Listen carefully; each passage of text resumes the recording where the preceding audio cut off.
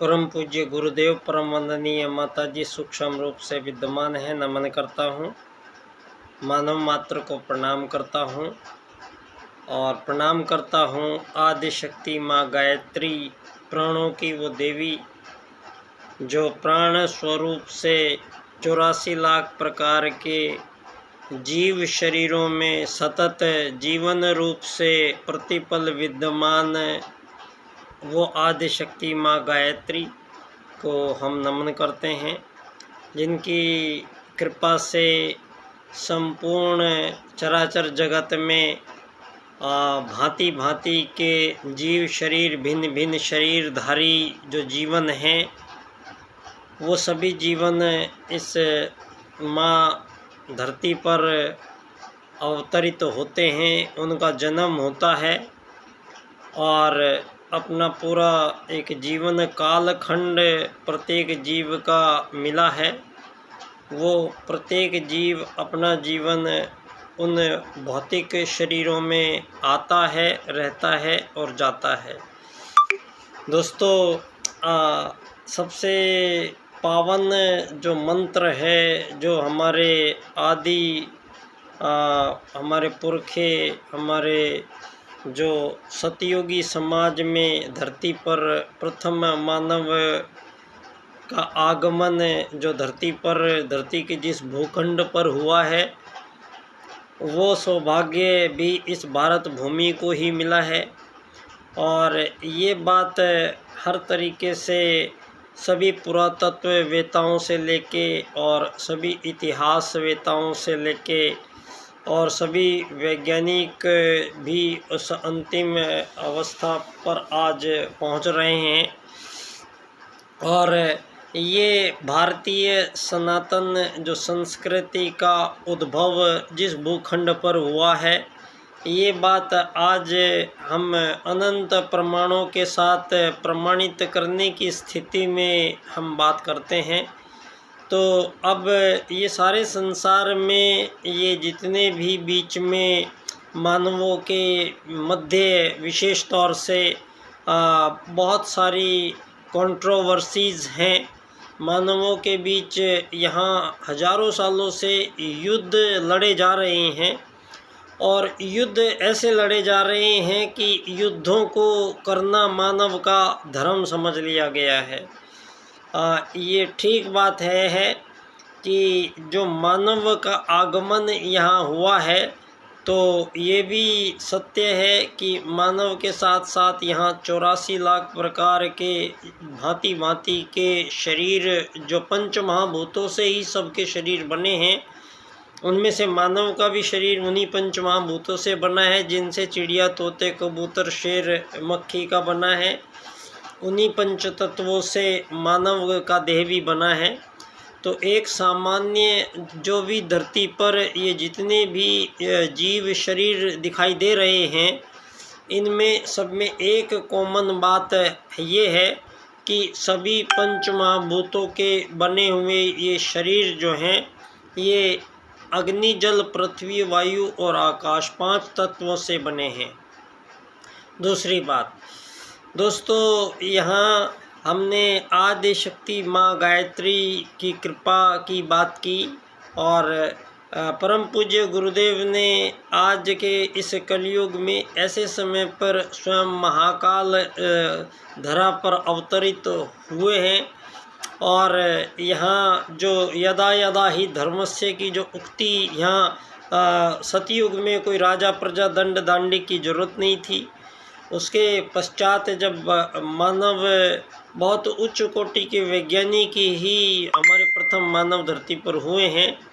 और यह मध्यकाल में कुछ बातें यहाँ पर ये लॉर्ड मैकाले शिक्षा पद्धति के माध्यम से और चार्ल्सवाद, डार्विनवाद की विकास अवधारणाओं के अनुसार और ये कुछ जो ये जितनी खोजें मध्यकाल में हुई हैं, ये 20वीं शताब्दी में ही सारी खोजें का न्यूटन ने गुरुत्वाकर्षण की खोज की है, पदार्थ विज्ञान, पदार्थ की खोज जॉन डाल्टन ने की है, वायुयानों की खोज किन्हीं ब्रदर्स ने की है। और इस प्रकार से यहाँ हर चीज़ पर एक इस पश्चिम ने, इस ईस्वी ने जैसे ऐसा दर्शित किया है कि जो जितने भी मानव को आज ये भौतिक उपकरण, भौतिक संसाधन जितने भी प्राप्त हुए हैं, ये जैसे इन्होंने पश्चिम की देन है और ये सारे इन्होंने ही खोज की है। ये आज तक ये लोग पिछले 2000 सालों से कोशिशें कर रहे हैं और सारी दुनिया में आज ये कामयाब हो गए हैं कि सारी दुनिया में इन बातों को प्रचारित पूरे तरीके से कर दिया गया है। और एक तरीके से ऐसा कोहरा सा छा गया है सारी दुनिया के मन मस्तिष्क पे कि ये लोगों को जैसे इससे पहले ये साबित कर दिया है इन लोगों ने कि सारी दुनिया में, विशेष तौर से भारत की ये बात करते हैं कि भारत में यहाँ जो आदि मानव हैं वो जंगलों में रहते थे और वो कपड़े नहीं पहनते थे, वो मांस का शिकार करते थे और उनको कुछ नहीं आता था और आग जलानी भी उनको नहीं आती थी। और ये सब बातें इस 20वीं शताब्दी में इन पाठ्य पुस्तकों के माध्यम से इन इतिहास को लिखने वालों ने जो पिछले 2000 सालों में ये जितनी भी कोशिशें की थी, आज हमारा ये सौभाग्य है क्योंकि जब यहाँ धरा पर ये उस परमात्मा ने, जिसने ये इतने शरीर जो भौतिक तत्वों के ही बने हैं, इन शरीरों में जो प्राण रूप से आ रही हैं, शरीर में किसी भी भौतिक शरीर में ये ताकत नहीं होती है कि वो प्राणों को धारण कर सके। ऐसा कोई अंग भौतिक शरीर में नहीं है किसी भी जीव के कि वो प्राणों को धारण कर सके। तो दोस्तों, यहाँ जो प्राणी जितने भी हैं, तो ये जितने भी भौतिक शरीर हैं, ये एक प्रकार से जैसे कुम्हार मिट्टी को गूँथ लेता है और चाक पे चढ़ा देता है और चाक पे चढ़ाने के बाद में वो दिया भी बनाता है, वो मटका भी बनाता है, वो तवा भी बनाता है, वो खिलौने बनाता है, वो उस मिट्टी से भगवान बनाता है। तो जो इस प्रकार से वो क्रिएशन है जो आपको दिखाई दे रही है, दीपक है, मिट्टी के भगवान हैं, ये मटका है, ये सब क्रिएशन है। लेकिन ये इनका कोई क्रिएटर है। तो क्रिएटर कौन है? कुम्हार है क्रिएटर इनका। तो कुम्हार ने जब ये मिट्टी बनाने पे आ गए हैं, तो कुम्हार ने भांति भांति भांति भांति के शरीरों का निर्माण करके रख दिया है। 84 लाख प्रकार के शरीरों को सजा के रख दिया है। और इसमें अब यहाँ इनमें से कोई भी जो शरीर बन गए हैं, ये इनमें से कोई भी जीवित नहीं है, जिंदा नहीं है। इनमें से इनको जीवित शरीर नहीं कह सकते हम। तो ये एक प्रकार से हमारे लिए एक तस्वीर के समान है। अब जीवन जो प्राण जो आते हैं, आदिशक्ति माँ गायत्री ही है जो प्राण रूप से, प्राण दिखाई नहीं देते हैं, प्राण गे प्लस 3 प्राणों को धारण करना कौन करेगा धारण? सवाल दीनदयाल उपाध्याय जी ने राजनीति में प्रस्तुत किया भारत की ओर से। आपके ऐसी दुनिया में जब सारी दुनिया में मानवों के बीच युद्ध चल रहे हैं और मानवों के बीच इतने सारे विभेद और विभाजन धरती पर हो चुके हैं, ये इस तथाकथित आज़ादियों के नाम पर, कि एक ही प्रजाति के जीवों में परमात्मा ने 2 सूत्रों से समस्त प्रजातियों को सुसंचालित आज तक उनको नियंत्रित और नियमित करते रहे हैं। परमात्मा के जो सूत्र हैं, वेद के जो सूत्र हैं, आत्मत सर्वभूतेषु और वसुधैव कुटुम्बकम, ये 2 सूत्र ऐसे हैं जो यहाँ पर जितने भी भांति भांति के जो शरीर दिखाई दे रहे थे, तो इनमें प्राण आदिशक्ति माँ गायत्री का हर जगह मौजूद है। हर जगह आदिशक्ति माँ गायत्री सनातन है, सर्वज्ञ है। और सनातन यहाँ आदिशक्ति माँ गायत्री है, तो यहाँ सनातन परमात्मा है जो हर जगह हर हमेशा मौजूद है, जिसकी और आदिशक्ति माँ गायत्री भी हमेशा और हर जगह मौजूद है। तो जब परमात्मा भी हमेशा हर जगह मौजूद है, आदिशक्ति माँ गायत्री भी हर जगह मौजूद है, तो परमात्मा का एक अंश आत्मा भी सनातन ही है।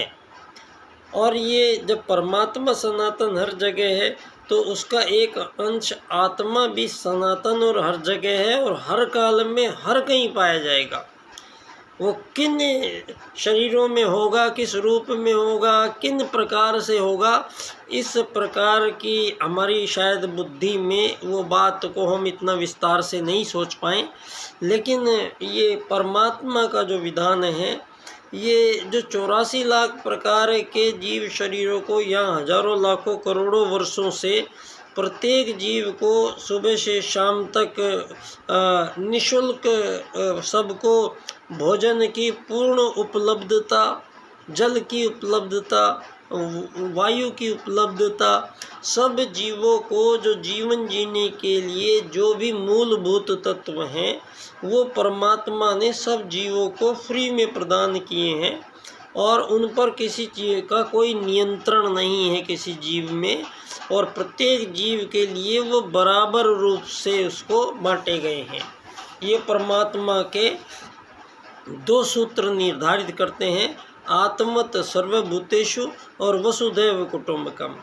ये जो 2 सूत्र हैं, इन्हीं 2 सूत्रों में से प्रत्येक जीव, चाहे वो चिड़िया है, तोते हैं, कबूतर है, मधुमक्खी है, ये जितने हिरण हैं, शेर हैं, हाथी हैं, जो भी चींटी हैं, जो भी जीव हैं, इनमें से प्रत्येक जीव जो छोटे छोटे हमें दिखाई देते हैं, ये पहली बात तो अब यहाँ पर दीनदयाल जी कहते हैं कि कौन क्या धारण करेगा, सवाल ये है।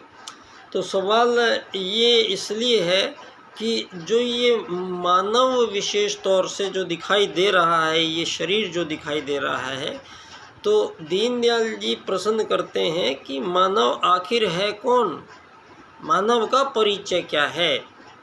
राजनीति दुनिया में हो रही है पिछले 2000 सालों में, ये राजनीति को आप एक थोड़ी देर के लिए एक तरफ रख दीजिए, और सारी दुनिया में जो मानवों के साथ जो ट्रीटमेंट हो रहे हैं, और ट्रीटमेंट कौन कर रहे हैं, मानव ही मानव के प्रति कर रहे हैं। यहाँ धरती पर मानव ही मानव का मालिक बना बैठा है 1000 साल से, मानव ही मानव का यहाँ नौकर बना के घूम रही है दुनिया। यहाँ अमीर गरीब का ये ऐसा जंजाल खड़ा करा गया है कि जन्म लेने से पहले ही बच्चे को ये बता दिया जाता है कि आप तो एक कर्जदार व्यक्ति पैदा हो गए। तो ये कर्जा किसने लिया था, ये भाई तुम्हारे पुरखों ने लिया था। तो ये पुरखे जो चले गए थे, आत्माएं जो आई थी, जो चली गई थी, तो आत्मा के आने और जाने के बाद का उसका क्या चिट्ठा यहाँ पे लेके बैठे हो आप लोग कि आने वाली आत्माओं को परेशान किया जा रहा है। यहाँ जो आई हुई आत्मा है, जो आत्मा पूर्ण परमात्मा का संपूर्ण अंश लेके अपने इस मानव देह में बड़ी मुश्किल से मिलता है, वरना तो 84 लाख प्रकार के और भी जीव शरीर हैं। सभी जीव शरीर मधुमक्खियाँ हैं, इतने से छत्ते में 500 की जगह होती है तो 1000 मक्खियाँ उसमें बैठती हैं। कोई भी मधुमक्खी उनमें से आज़ादी की लड़ाइयाँ नहीं लड़ रही हैं, कोई भी मधुमक्खी अपने अधिकार के लिए दूसरे से लड़ाइयाँ नहीं लड़ रही हैं। कोई भी मधुमक्खी वहाँ पर एक रानी मक्खी का जो हजारों सालों से राज चलाने की जो टेक्निक है, जो वो वैदिक के सूत्रों से प्रत्येक प्रजाति के जीवों में जो झुंड व्यवस्था है, परिवार व्यवस्था है, वो आत्मत सर्वभूतेषु को के रूप में प्रत्येक प्रजाति के जीव अपनी प्रजाति के आपस में जो व्यवहार कर्म का निर्धारण होता है वो आत्मत सर्वभूतेषु से होता है। आप किसी भी जीव प्रजाति को देख लीजिए, मधुमक्खी के छत्ते में कोई लड़ाई नहीं है, उसमें भी पहरेदार अलग है, भोजन लाने वाले अलग हैं, रक्षा करने वाले अलग हैं, माताएं अलग हैं, उनमें सब के सब वैसे ही चल रहा है दुनिया में जैसे एक देश को चलाना चाहिए। तो एक देश में जो सनातन मूल्यों पे जब एक पूरे देश को एक रानी मक्खी अपने पूरे देश को उन्हीं सनातन सूत्रों से आज तक चली आ रही है और उनमें किसी प्रकार का भेद नहीं है, तो ये बात मानव को समझाने के लिए पर्याप्त होनी चाहिए कि मानव ने जो पहली बात तो धरती पर आवश्यकता नहीं थी मानवों के बीच में, क्योंकि परमात्मा का ही एक अंश आत्मा है जो प्रत्येक ये जो जीव शरीर दिखाई दे रहे हैं इनमें कोई भी प्राण को धारण नहीं कर सकता है। प्राणों को कौन धारण करेगा? प्राणों को परमात्मा का ही एक अंश जो आत्मा वो दिखाई नहीं देता है, वो भी गायत्री माँ भी दिखाई नहीं देती है आपको, परमात्मा भी दिखाई नहीं देगा आपको, आत्मा भी आपको दिखाई नहीं देगी। लेकिन इन तीनों का ही जो स्वरूप है वो यहाँ पर प्रत्येक जीव जो हलचल दिख रही है धरती पर वो सारी इन दोनों का ही मिश्रण एक तरीके से यहाँ पर स्पष्टतः दिखाई दे रहा है। तो इसी प्रकार से जो ये मानव देह जो बैठा हुआ है इसके अंदर जो आत्मा आई है, जब ये आत्मा इसमें प्रवेश करती है तो ही प्राण को खींचती है आत्मा। जब प्राणी जिंदा कब होता है? जब उस शरीर में एक आत्मा एक चिप के रूप में है, वो चिप उसमें आ जाती है तो बाहर से सैटेलाइट से जिस प्रकार मोबाइल उसको खींच लेता है और फ़ोन चालू हो जाता है, उसी प्रकार से जब आत्मा किसी भी शरीर में चिड़िया तोते कबूतर में बैठ जाएगी जाके, तो उसको बाहर से प्राण मिलना शुरू हो जाएगा और मानव का जीवन प्रारंभ हो जाएगा। और यहाँ पर ये जो आत्माएं हैं ये जितने भी शरीरों में आती हैं इनमें हर शरीर में इनकी आयु का निर्धारण रहता है, प्रत्येक का कितने अधिकतम कितने वर्ष तक होगा जीवन, ये सब का तय रहता है। और ये जो जीवन कितना मिलेगा इस बात का तय पिछले जन्मों के कर्मों के अनुसार जिस प्रकार से आपने 10 रुपये कमाए हैं, पिछले जीवन के संपूर्ण कर्मों से आत्मा ने 10 रुपये कमाए हैं, तो वो 10 रुपये का जो आपका वो सिम है उसको 10 रुपये का रिचार्ज कर दिया जाएगा। तो जब परमात्मा के यहाँ से जब आत्मा रूप में और किसी शरीर में जब आत्मा जाती है तो उसके जब वो आत्मा उस शरीर में प्रवेश करती है उसी समय से उसका मृत्यु का समय निश्चित हो जाता है और उसका ज्यों ही जीवन आगे बढ़ता है वैसे ही उसकी मृत्यु नज़दीक आती है। तो अगर उसका 10 रुपये का चार्ज है तो वो जितना चार्ज उसका किया है आत्मा का वो वहीं तक चलेगा और जैसे ही चार्ज ख़त्म हुआ आत्मा का रिचार्ज ख़त्म हुआ वैसे ही तुरंत आत्मा शरीर छोड़ के बाहर निकल जाएगी। और जिस प्रकार से रिचार्ज ख़त्म होते ही आत्मा जैसे ही बाहर गई शरीर से वैसे ही प्राण बाहर रह गए और शरीर में गए ही नहीं। आज तक दुनिया में कोई भेज ही नहीं पाया, इस शरीर में कोई इसको जीवन नहीं दे पाया जब इसमें से आत्मा निकल गई। तो ये बात एक आप सब लोगों को अपने जीवन जीते रहते हुए प्रत्येक मानव को इस चीज़ का एहसास होना चाहिए कि जो इसमें से निकल के गया है वो आपका परिचय है। ये बात परम पूज्य गुरुदेव ने मैं क्या हूँ पुस्तक के माध्यम से सारे संसार के सम्मुख प्रथम बात प्रस्तुत की है। और चूँकि आत्मत सर्वभूतेषु का जो सिद्धांत है ये धर्म क्षेत्र का था। लेकिन जो ये अब सारी दुनिया की जो स्थितियाँ देखी जा रही हैं, इनमें जो मुख्य भूमिका निभाई है, ये जितने भी मानवों के बीच विभेद बने हैं, मानवों के बीच जितने भी मिसअंडरस्टैंडिंग्स हुई हैं, मानवों के बीच जो हजार वर्षों से ही गलतियों पे गलतियां करते ही चले जा रहे हैं मानव, तो अब युग परिवर्तन की बेला स्वयं महाकाल धरती पर आकर युग निर्माण योजना के माध्यम से आप सबके सम्मुख पूरी योजना प्रस्तुत करके और युग परिवर्तन का उद्घोष आपको दे गए हैं।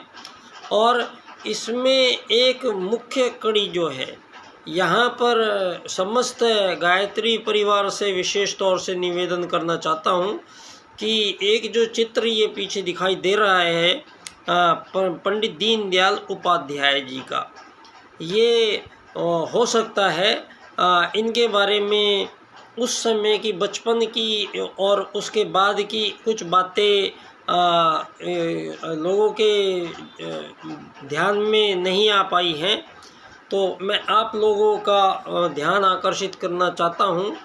पंडित दीनदयाल उपाध्याय जी थे, पंडित दीनदयाल जी, और परम पूज्य गुरुदेव भी उपाध्याय जी थे। और परम पूज्य गुरुदेव आगरा ज़िले के अमलखेड़ा गांव में उनके जन्मे थे, और पंडित दीनदयाल उपाध्याय जी जो उनसे 6-7 वर्ष छोटे थे, आगरा ज़िले के ही चंद्रभान नंगला गांव के थे, जिनका जन्म यहाँ मेरे पास पंडित दीनदयाल जन्मस्थली स्मारक धानक्या स्टेशन जयपुर राजस्थान में हुआ था। और इनका बचपन का लगभग 8-10 साल तक का समय इनका यहीं धानक्या स्टेशन पर बीता। और इनके जो बाल्यकाल था, शायद ये इनके जो बचपन का जो समय था, जो कहते हैं जहाँ आत्मा ने जहाँ जन्म लिया है, तो उस आत्मा ने वहाँ एक विचारों को भी जन्म लिया है, वहाँ के से वातावरण से एक विचार भी जन्मे हैं। और वो विचार जो बीज रूप में जन्मे हैं, वो काफ़ी समय बाद उनके पंडित दीनदयाल उपाध्याय जी के बहुत कष्ट साध्य जीवन सबको ध्यान है। सभी अपने इनके जब तक ये युवावस्था में भी नहीं पहुँचे थे, उससे पहले ही इनके सभी लोग अपने परलोक सिधार गए थे। और ये अकेले जूझते हुए एक ऐसे साधारण से मानव जो किसी की नज़र में भी नहीं आते थे, और यहाँ पर राजस्थान में भी 10वीं में पूरा राजस्थान को टॉप किया था उन्होंने सीकर से। वहाँ के महाराजा ने उनको छात्रवृत्ति दी थी और मेडल लिए थे। और 12वीं फिर अलवर चले गए थे वो, और अलवर में 12वीं की थी तो वहाँ से भी मेडल मिला था, टॉप किया था। फिर वहाँ से वो कानपुर चले गए थे, और कानपुर जाने के बाद ही आरएसएस में उनका जाना हुआ। और उस समय और उससे पहले भी परम पूज्य गुरुदेव से दीनदयाल उपाध्याय जी का मिलन अक्सर होता रहा है। और जब युग परिवर्तन की बात आए, जब स्वयं महाकाल धरती पर आते हैं, तो अपने साथ साथ कुछ ऐसी देव आत्माएँ श्री राम जी, हनुमान जी को साथ लेके आते हैं। तो संभवतः ऐसे ही एक हनुमान जी हमारे श्री राम जी के पास थे, जिनका नाम था दीनदयाल उपाध्याय। दोस्तों, आजीवन अखंड ब्रह्मचर्य का पालन करते हुए हनुमान जी की तरह, और संपूर्ण जीवन राष्ट्र को समर्पित करते हुए, और बिना किसी आशा अपेक्षा के निष्प्रय भाव से इन्होंने अखंड दीपक को साक्षी बना के जन संघ नाम से राजनीतिक पार्टी का गठन किया था उत्तर प्रदेश में।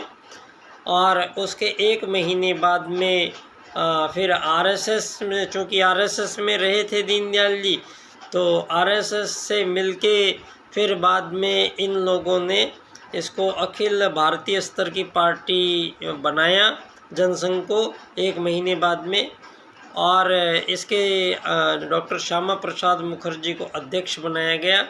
और फिर जनसंघ की एक लंबी कहानी है जिसमें गुरुजी भी इसमें अध्यक्ष रहे दीनदयाल जी के साथ, और दीनदयाल जी के साथ इतनी उच्च कोटि की आत्माएं इसमें आती चली गई, और ये जनसंघ का दिया जलते जलते जलते जलते और इतना प्रकाश में आया कि जब कि चारों तरफ ये अदला बदली हुई सरकारों की, और कॉन्स्पिरेसी रची गई इन आज़ाद देशों को पैदा करने की, और ये आज़ाद देश की कीमत पर आर्थिक वैश्वीकरणवाद की नीतियों से सुसंचालित करने की बाध्यता प्रत्येक आज़ाद देश को देकर और इन देशों को आज़ाद किया गया। और ये आज़ाद देशों में करेंसी आधारित अर्थात पूंजीवाद, दीनदयाल उपाध्याय जी ने पहली बार धरती पे इस धन के विरोध में कोई विचार प्रस्तुत किया है, और उस विचार को ये राजनेता लोग तो हजम ही नहीं कर पा रहे हैं। इतने सालों से मैं इनसे चर्चा करता हूँ तो इसकी तो ये चर्चा ही नहीं करना चाहते हैं, क्योंकि इनके करंट लगता है। क्यों? क्योंकि ये सब लोग वही मॉड्यूल को चलाया जा रहा है जो भाजपा आए, कांग्रेस आए, सपा आए, कोई भी आए जाए, ये आज़ाद देश में आज़ाद सरकारों का जो प्रासंगिकता है, जो गठन है, वही आपको भ्रमित कर देगा दोस्तों। अगर आपको सच्चाई पता लगे कि एक देश में भरे हुए कुछ लोगों को, और पहले उनको राजनीतिक पार्टियां बनाई गई जिनने उन लोगों को अलग अलग समूहों में बांट दिया। अलग अलग पार्टी, भाजपा के अलग कैडर है, भाजपा के अलग लोग हैं, कांग्रेस के अलग लोग हैं, सपा के अलग लोग हैं, ये फलानी ढिमकिया पार्टियां भी इतनी आई हैं, लेकिन मुख्यतः सभी देशों में 2 या 3 में सी पार्टियां होती हैं जो सबसे पहले मानवों को विभाजित करती हैं, खंडों में बांटती हैं। फिर उनके बीच में चुनाव होते हैं। उस चुनाव में उस अलग अलग दलों के अलग अलग लोग आते हैं, चुनाव डालते हैं, वोट डालते हैं, और जिसके 1-2% वोट ज़्यादा हो जाते हैं वो एक सरकार बना लेते हैं। वो लोग सरकार बना के उनके सारे पहले से ही मंत्रालय बने हुए हैं, रक्षा मंत्रालय है, विदेश मंत्रालय है, ये स्वास्थ्य मंत्रालय है, ये सारे मंत्रालय उनके पूर्व निर्धारित हैं। सब आते हैं, वो चाहे भाजपा के आए चाहे कांग्रेस के आए, कोई फ़र्क नहीं पड़ता है, वो अपने अपने स्थान पर बैठ जाते हैं। और चूँकि ये पहले से ही लिखवाया गया है आप लोगों से कि आज़ाद देश की आज़ाद सरकार है जो, वो पूंजीवाद से चलना पड़ेगा। लोकतंत्र जो आपने ये बोला, पहले तो लोकतंत्र का क्या हुआ? लोकतंत्र में आपने लोगों को विभाजित किया, वोटिंग कराया, कुछ लोगों का धड़ा जो ज़्यादा आया उसको आपने राज थमाया, और इस राज को अदलने बदलने में हर 4-5 साल में 100 करोड़ रुपए खर्च अभी लोकसभा चुनाव में किए जा रहे हैं भारत की तरफ से। सारी दुनिया में यही हाल है कि सारी दुनिया का पैसा, ये पैसा आता कहाँ से है? ये सरकारें क्या करती है? सरकारों के पास ये पैसा इतना आता कहाँ से है? ये दुनिया में इतना पैसा बड़े लोग जो बने हैं, आखिर ये पैसा आया कहाँ से है? दोस्तों, ये पैसा सारी भारत की जनता से टैक्स के रूप में वसूला जाता है। सारे देशों में ये जहाँ भी आज़ाद देश में आज़ाद सरकारें बनी हुई हैं, इनका मुख्य एक ही काम है कि ये लोगों से टैक्स वसूलने का काम करती हैं। और ये टैक्स का जितना ज़्यादा पैसा इनके पास आ जाता है, अब ये अलग देशों में अलग अलग जो ये पार्टियां हैं, ये केवल आपको पैकेज आधारित एक पैकेज लेके आती हैं, और आपको पैकेज में इस तरीके से मानव को बताया जाता है कि आपकी सड़क बनवाएंगे, आपकी बिजली बनवाएंगे, आपका टॉयलेट बनवाएंगे, आपको लैपटॉप देंगे, आपको मोबाइल देंगे। मतलब आपको ये एक रास्ता है, आपके पास और कोई रास्ता नहीं है। और आप ये 2 या 3 पार्टियां के लोग आते हैं, ये कहता है एक टैबलेट फ्री देंगे, एक मोबाइल फ्री देंगे, दूसरा आता है हम बिजली फ्री देंगे, हम पानी फ्री देंगे, और आपको इन्हीं में से चुनाव करना होता है। और आप इस पैकेज आधारित ये सरकार की, आज़ाद सरकारों की जो ये व्यवस्थाएं हैं, इसको सारे संसार में लागू किया गया है। और सारे संसार में मानवों को इस सरकार में, और फिर उन्होंने एक सरकारी लोगों की भर्तियां की है। सारी दुनिया में इस सरकार में इन जो सरकारी लोगों की भर्तियां की गई हैं, ये सरकारी लोगों को बहुत ही विशेष दर्जा दिया गया है। और सारी दुनिया में सरकारी लोग उनको निःशुल्क मकान दिए जाते हैं, निःशुल्क गाड़ियां दी जाती हैं, बिजली के बिल, टेलीफोन के बिल फ्री होते हैं, बच्चों की फ़ीस फ्री होती है, उनके वहाँ गार्ड खड़े रहते हैं, उनको नौकर रहते हैं उनके यहाँ पर। ये सारी व्यवस्थाएं इन सरकारी लोगों को दी गई। तो यहाँ धरती पर ये जो पिछले 150 सालों का ही है ये माजरा, ये नव पूंजीवाद की देन है। जो ये पूंजीवादी पंडित दीनदयाल उपाध्याय जी ने अर्थायाम से इस आपके नव पूंजीवाद को पूरी तरीके से नकार दिया है। और सारी धरती पे जो ये 1000 सालों की ये दासता, ये समस्या, ये जो मजबूरियां मानवों के बीच क्रिएट की गई हैं, इन सब का संपूर्ण समाधान पंडित दीनदयाल उपाध्याय जी अर्थायाम आधारित एकात्म मानववाद की राजनीति के माध्यम से करते हैं। और वो कहते हैं कि इस सारे संसार में ये धन का लेन देन की जो व्यवस्था है, ये 84 लाख प्रकार के किसी भी जीव में आत्मत सर्वभूतेषु वसुदेव कुटुम्बकम के सूत्रों के अनुसार यहाँ पर ऐसी कोई व्यवस्था विद्यमान नहीं है। तो मानवों के बीच ये कृत्रिम रूप से विभाजन कर करके बांट के और उसको ऐसे नाम दे दिए हैं, आज़ाद देश, आज़ाद सरकार। और हमें हर साल 4-5 साल में बिना मतलब ये राज बदलने में, चाहे कांग्रेस आए चाहे भाजपा आए, ये तो पैकेज लेके आई है। तो इनका मेन काम तो यही है कि हमसे टैक्स वसूलें। जो हमसे ज़्यादा टैक्स वसूलेगी उसके पास ज़्यादा पैसे हो जाएंगे, और वो ज़्यादा पैसों का वो परमाणु बम बनाएगा, वो रासायनिक बम बनाएगा, वो मिसाइलें बनाएगा, वो घातक हथियार बनाएगा। वो कुछ लोग बैंक के माध्यम से कैसे इन मोबाइल हैकिंग कर के सारी दुनिया को लूट ले जाएंगे। यहाँ पर किसी भी चीज़ में पारदर्शिता नहीं है। आपने मोबाइल मेरा है, सिम मेरा है, सैटेलाइट मेरे पैसे से लगा हुआ है, लेकिन आपने एक मिनट के मुझे बात करने के धीरू भाई अंबानी, टाटा बिरला को इनको पैसे देने पड़ते हैं। तो ये नव पूंजीवाद जो बना है, इसके बारे में कोई भी महान आत्माएं बोलती नहीं हैं। क्यों?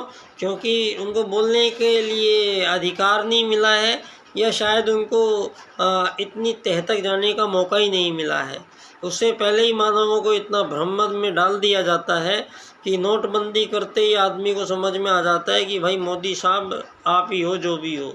तो सारी दुनिया में ये जो भय की राजनीति की जा रही है दुनिया में, ये डरा के परमाणु बम छोड़ देंगे, विषाणु बम छोड़ देंगे, कोरोना छोड़ देंगे। आपने ये जो 5-4% लोग हो सारी दुनिया में जो राज कर रहे हो, ये राज करने वाले लोगों को एक बार ये समझा देना ज़रूरी है कि जो ये सारी दुनिया के राज्यों पे जो लड़ाइयाँ चल रही हैं, इनसे कोई सरोकार ही नहीं है। कोई भी एक आज़ाद देश का प्रधानमंत्री, राष्ट्रपति अपने देश की गरीबी और गरीबों की संख्या कभी मिटा सकता है? नहीं मिटा सकता है। अपने देश के पैसे की कीमत का मूल्यांकन करने तक का अधिकार उसके पास नहीं है। किसी भी आज़ाद देश की आज़ाद राजाओं के पास, आज़ाद सरकारों के पास अपने देश की करेंसी का मूल्यांकन करने का अधिकार नहीं है।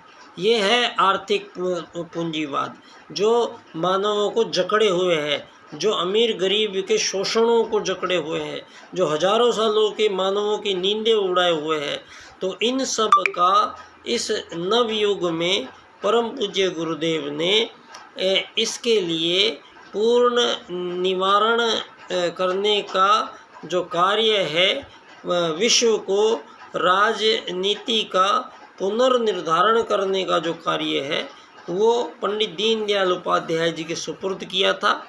और इन्होंने विश्व के सम्मुख 4 सूत्र प्रदान किए हैं: एकात्मवाद, अर्थायाम, आर्थिक लोकतंत्र और अंत्योदय। दोस्तों, इन सूत्रों को कोई इनकी व्याख्या अभी ढंग से भारत में कर नहीं पाए हैं लोग। तो ये परम पूज्य गुरुदेव ने मुझ पर ये कृपा करी, मैं इसके लिए बड़ा सौभाग्यशाली समझता हूँ अपने आप को। दोस्तों, मैंने इनके 4 सूत्रों को क्रम जो रखा है, आर्थिक लोकतंत्र द्वारा अर्थायाम आधारित एकात्मवाद की राजनीति की स्थापना हम करेंगे विश्व में, तो हमें अंत्योदय की प्राप्ति होगी। तो विषय है ये। और युग परिवर्तन का एक मुख्य सूत्र है आत्मत सर्वभूतेषु, और दूसरा है वसुधैव कुटुंबकम। तो जो हमारा परम पूज्य गुरुदेव का जो वसुधैव कुटुंबकम है, ये इसका नाम परम पूज्य गुरुदेव ने रखा है अखिल विश्व गायत्री परिवार, जिसका मतलब हुआ है सारे संसार के संपूर्ण प्राणियों का एक परिवार बनने जा रही है ये विश्व वसुधा। उसी को वसुधैव कुटुंबकम कहेंगे। और ये जो संपूर्ण विश्व वसुधा में संपूर्ण प्राणियों का जो परिवार होगा, इसमें अब अर्थायाम आधारित एकात्मवाद की राजनीति से किसी प्रकार के धन की कमी नहीं होगी मानव जीवन को, और किसी के पास धन की अधिकता नहीं होगी।